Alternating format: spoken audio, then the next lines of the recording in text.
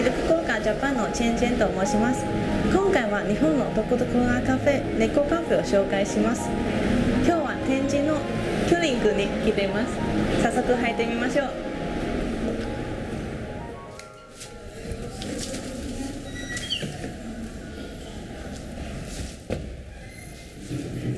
ここにも猫いるのかな。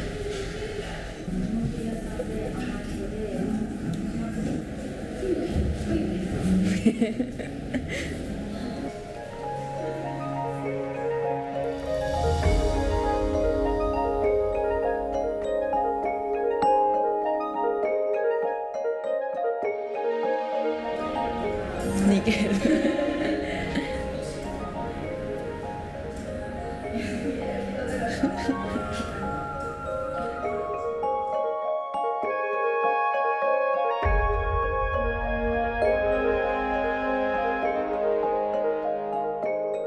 店内でフードやドリンクもあって、普通のカフェと同じように食事もできますよ。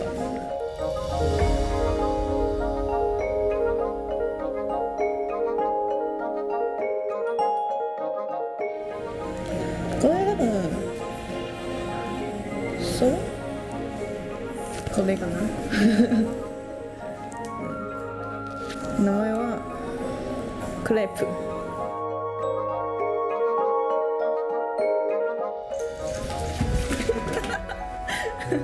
ほらほらほら。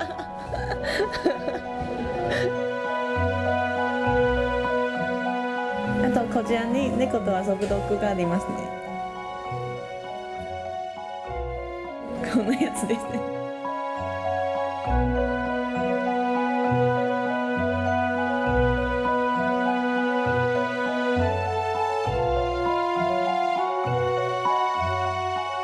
猫のおやつもあげれます。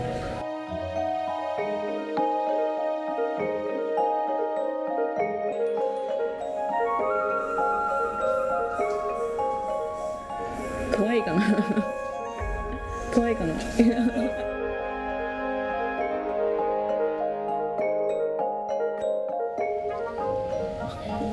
来てる。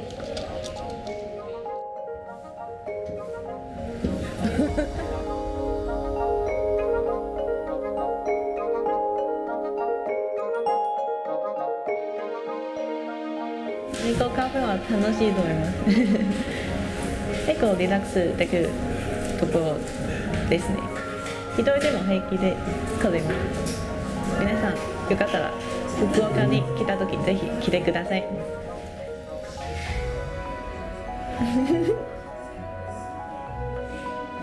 できる。